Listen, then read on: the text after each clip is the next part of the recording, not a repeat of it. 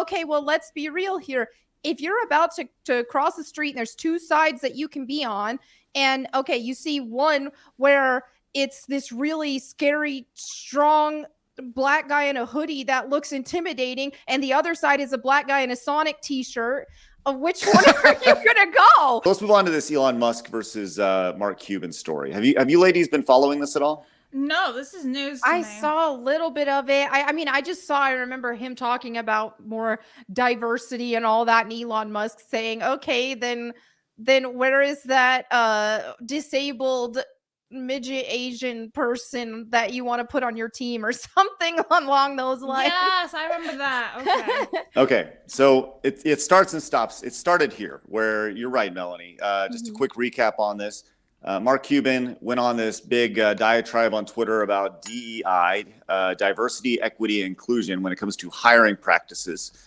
And he talked about how great it is. And Elon Musk just simply responds with, well, when are you going to put an Asian woman or something along those lines on the Mavericks? And it was like, oh shit, it's so it kind of put it back in his face. And it was funny to see Cuban respond, actually not respond to that at all, but still dig in even deeper on the DEI side of things. And now it's really parlayed into a feud between Mark Cuban and Elon Musk, and they just are constantly going back.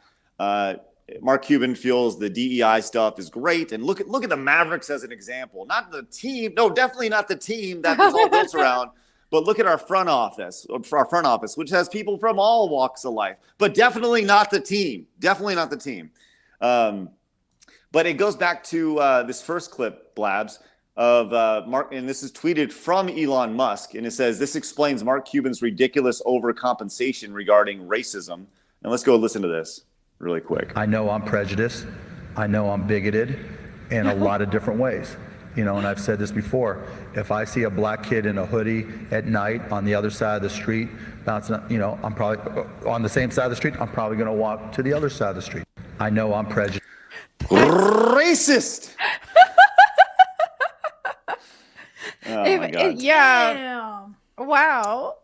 So it was interesting to kind of see that. And I'm sure he said that shortly after 2020 when he literally was kneeling at the feet of black people. There's pictures of him doing that, which is just insane. Just insane. The overcompensation attached to it, which is what you're seeing with them. For those who don't know, Mark Cuban is the owner of the Dallas Mavericks. He was the owner of the Dallas Mavericks.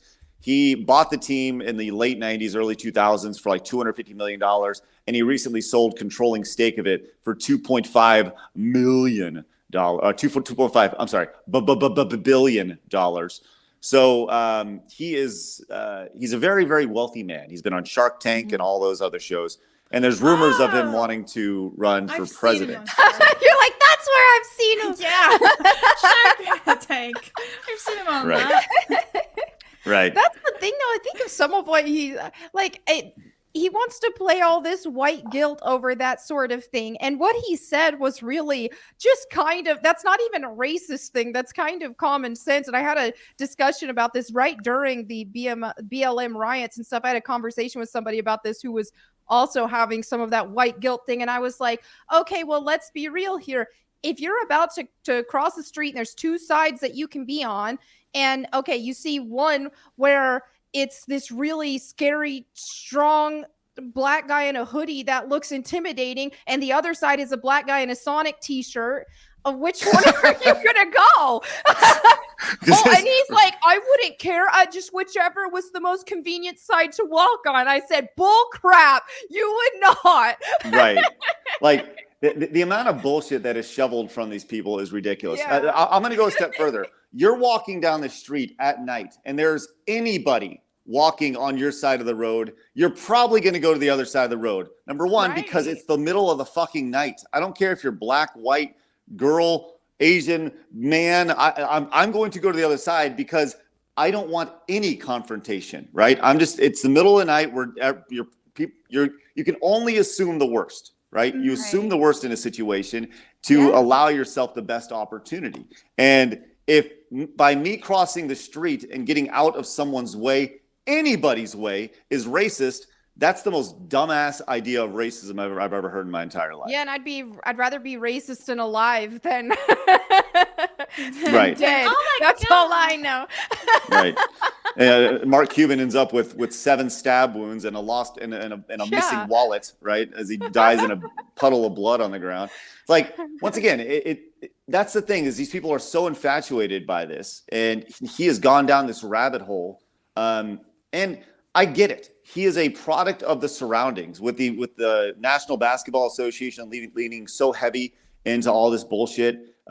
Sports as a whole, sports changed after 2020, where everybody had to make a stand. You go back to the bubble with the NBA, and you had players kneeling for the national anthem, and everyone, the social justice shirts and all that stuff.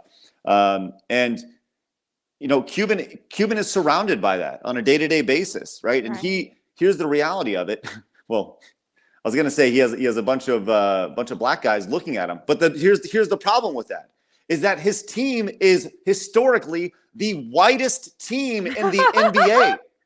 Like, statistically, his team is the whitest team. And that was pointed out by the PBD podcast.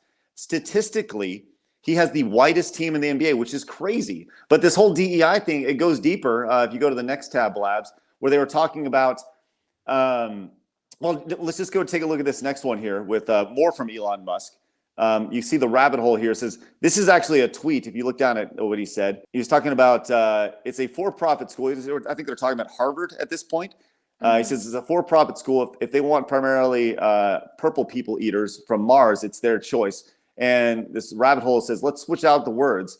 It's a for-profit school. If they want primarily white men, if they're primarily white from Alabama, it's their choice, right? Like, he doesn't see the racism attached to a statement like that. And the idea that, like, they can pick whoever they want, right? And that's crazy to me. And as somebody who has been a fan of the Mavericks for a long time, it's like, oh, God, this guy's an asshole. This guy's such an asshole. It's crazy. But it goes even deeper, because they were talking about pilots. And that's one of the things you've heard over and over again is, the United Airlines says it wants 50% of its pilots to be trained to be women or people of color. It's like, I think the common response to that is, no, I would like 50% of pilots to be trained over the next decade to be excellent pilots. Yeah, when you're talking about people's lives here, I mean, look what happened with that submarine incident when they hired somebody just for diversity purposes, and now there are a bunch of people who died as a result. Yeah, so it's like, at the end of the day, especially with these kind of jobs that people's safety is on the line, you need to hire people who are competent regardless of what their gender or skin color is. That doesn't even matter. And just this statement alone makes me not want to fly with United, because I do not feel like I'm going to be as safe if they're just picking based off of gender or skin color. Yeah, you gotta think Boeing has those issues now, right? With the planes being recalled and grounded. It's like, do you really want more shit in the airline industry? Like, people are not gonna fly anymore if you have all these issues and people can't even fly the planes. Yeah, no one's gonna go.